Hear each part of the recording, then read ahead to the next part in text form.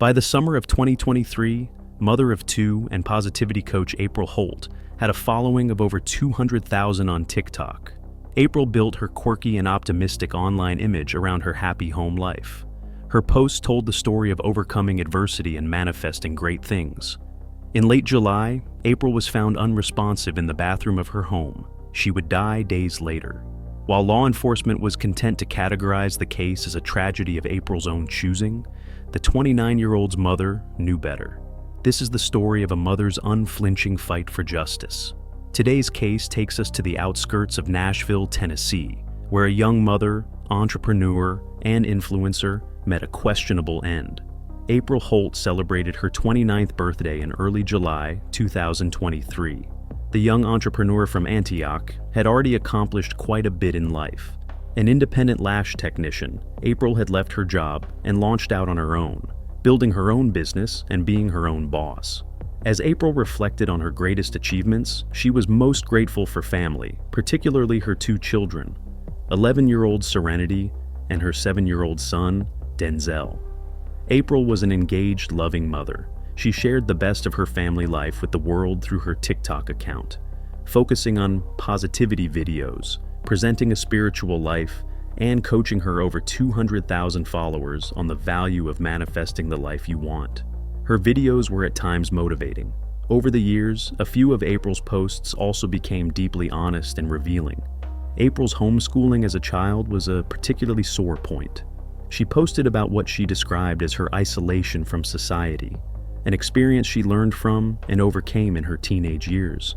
April and her husband, 33-year-old Donovan Holt, lived the ups and downs of their marriage online. They shared their origin story, friends that became best friends, that became lovers, and eventually husband and wife and parents to daughter Serenity, whom April had when she was a teen, and their son Denzel. There were rough patches, including the period of separation that Donovan mentioned. The couple had also faced financial hardship, bouts of depression, and serious health issues. Always positive, April framed their story as a journey of the pair overcoming adversity, a story that she told always ended with love and success. On the morning of Friday, July 28th, April spoke with her mother, Jamie, on the phone briefly. They had plans to see the Barbie movie, but she couldn't make it that afternoon. They agreed to meet at their church the following day. It was just a few hours later that Jamie received a phone call, one that she would never forget. Donovan was on the other end. April had been rushed to the hospital, he said. Their young son had found her in the bathroom. She was in the shower with a plastic bag taped over her head. April wasn't breathing. "We were going to go see the Barbie movie," Jamie recalled. She said, "Donovan has to work. I can't go to the movie, but I'll meet you at church and Bible class tomorrow." Then the phone rang, and it was Donovan. He was upset, kind of like in a panic. He said, "We found April. She wasn't breathing, and so she's in the ambulance on the way to the hospital." At the hospital, Jamie recalled Donovan continued to act strangely. He was not expressing the kind of distress and confusion one would expect from a distraught husband. She thought he allowed her to make all of the medical decisions regarding April's treatment as they fought to save her. Jamie recalled that Donovan held his head in his hands and rocked back and forth. After 3 days of further emotional agony on July 31st, April had still not regained consciousness. She was declared dead from her injuries.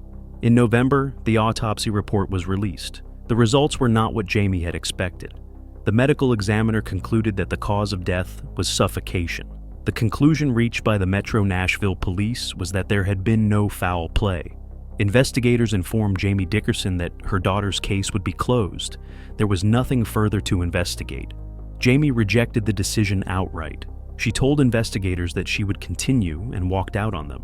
After they closed April's case, the DA and everybody agreed to close it. I got up, marched out of that room, and I said, "I'm not done. I'm going to keep investigating," she said. Jamie knew her daughter well. She knew that both faith and resilience were qualities that April had in abundance. Jamie also believed that there was no way that April would have chosen to leave her children. Someone had taken her life, and Jamie believed that she knew exactly who that person was. 2 weeks prior to her death, April had filed for divorce. This was not the first time. The marriage had been a rocky one. Indeed, the couple had originally sought a divorce years earlier, leading to a 3-year separation. April and Donovan separated but never formally cut ties. They continued to present a happy front to their followers, and perhaps some of this was genuine, or perhaps they were in a deeply unhealthy cycle. After an extended separation, the two decided to rekindle their romance and give it another go. In their videos, they prided themselves on their ability to forgive, to embrace open lines of communication, and to grow as individuals while together. The darkest moments of their relationship seemed never to reach April's TikTok account, but the arguments must have escalated. Unlike previous occasions when she sought to separate, in July 2023, April was not backing down. She told her mother that she was holding firm and leaving Donovan for good. Donovan must have been just as certain. Jamie learned later that he had pawned his wedding ring just a week before April died. On July 28th, the day that April was found unconscious in her shower, she and Donovan had been having an argument. The details of their disagreement remain unclear. That morning, Denzel heard his parents fighting, but he could not distinguish the words that were being exchanged. He later recounted to his grandmother what he recalled from that horrible day. On July 28th, she woke up, drank her coffee, journaled as usual, enjoying her peaceful morning, hugged and kissed her 7-year-old son, Denzel, and her husband. Then they went into the bathroom and began to argue and fight, Jamie shared. My 7-year-old grandson put his ear to the door and heard his parents fighting. He looked underneath to see both of their feet. He then listened some more, but he couldn't understand what they were saying, and so he ran to his room. His dad, shortly after, came into his room, got him dressed, fed him, and then had him go check on his mom. He asked him to go check on his mom. 911 was then called. We got to the hospital, and she had no brain function and no blood flow to her brain. We did not find out about the bag, which was not disclosed to us, for over 6 hours. In that time, her husband had gone back to the apartment 2 times. I don't know what he was doing there. On July 31st of 2023, my daughter was pronounced dead, and I want justice. What followed was a fight that Jamie would need to wage to apply public pressure to get the attention of the Nashville police as well as the DA's office. She began by seeking exposure.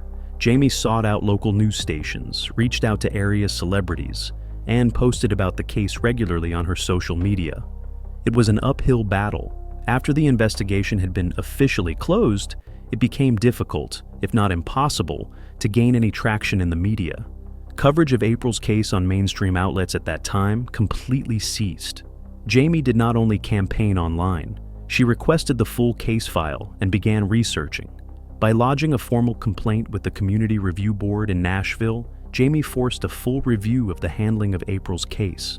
Eventually, the Metro Nashville Police Department launched a second investigation. 4 months later, they returned with a 47-page report.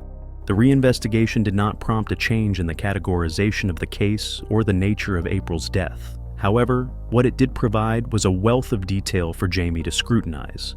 She combed through the report and related documentation over many hours. The days turned into weeks and months while Jamie worked through what was available and tried to make sense of the evidence she had to work with. Meanwhile, the grieving mother also aimed to provide a stable and supportive home life for her grandchildren. She posted about taking Serenity and Denzel to grief counseling. She shared how their nightmares kept her and her husband up at all hours. Jamie also spoke openly about her own grief, even publishing a book about her bereavement process entitled Grieving Through Grace. During this period, there was also the struggle to keep the children together. In the months following his wife's death, Donovan Holt relocated to Texas. Not surprisingly, he wished for his son to join him there. Serenity didn't come with us to drop him off with his dad. She said she just couldn't do it. He was crying. He didn't want to go. He was crying and saying, "Grammy, I'll do anything I can to try to stay with you." I don't influence him in any way with his emotions. He's often told that I do on that other side, but I would never do that. I want him to have an opinion of his own, and I want him to be happy no matter where that is. I just want him to be happy and have a fulfilling childhood, and I want him to be with his sister, Jamie said. Jamie's relationship with her former son-in-law was growing tense. In April of 2024, Jamie ceased her posts detailing her concerns over April's case, announcing that she had been placed under a gag order. While her online advocacy took a necessary pause, Jamie's dedication to seeking justice for April nonetheless moved forward with full force. Initially, investigators had claimed that April showed no signs of trauma stemming from the incident that had caused her death. According to Jamie, there were visible signs on April at the hospital that suggested this was not true. April had noticeable bruises. The autopsy recorded marks on her neck, her thighs, and her ankles. She even had a gash on her inner thigh. The most significant piece of evidence in this report, which was overlooked by the initial investigation, could not be ignored. There was only one set of fingerprints on the bag taped to April's head, and there was only one set of fingerprints on that duct tape. Those fingerprints were not April's. They were a match to Donovan Holt. In September, Jamie confronted her former son-in-law directly with the information that she had uncovered. During this conversation, Donovan confessed. Jamie went to the police with the confession, which she had recorded. In light of this development, April's autopsy was reviewed, and its conclusion finally changed. The manner of death was formally recategorized to a homicide. On September 20th, 2024, the MNPD announced that Donovan Holt had been arrested in San Antonio after he confessed to killing his wife directly to detectives. Donovan was indicted by a grand jury for reckless homicide, evidence tampering, and false reporting.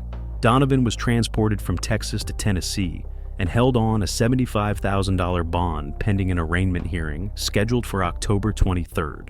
After speaking with the Nashville cold case unit, any ambiguity that remained in the case was resolved. The 33-year-old told police the same version of events that he had conceded to his former mother-in-law. He had angrily strangled his wife in the heat of an argument. To conceal the crime, he had dragged her into the shower, positioned the bag over her head, and taped it in place. Then he left her to make lunch for their son. Only after Denzel had eaten did he ask him to check on his mother and proceed to call the ambulance. April's children are with their grandmother, who has reported that they are doing as well as one could expect under the circumstances. Some days are better than others. Jamie has thanked her supporters on social media for supporting her and the family through this horrific ordeal. Her fight, it seems, is not quite over. Jamie is currently campaigning to have the murder charge against Donovan increased from reckless homicide to first-degree murder. That was the tragic story of April Holt. Thank you once again for joining me, and I will see you in the next one.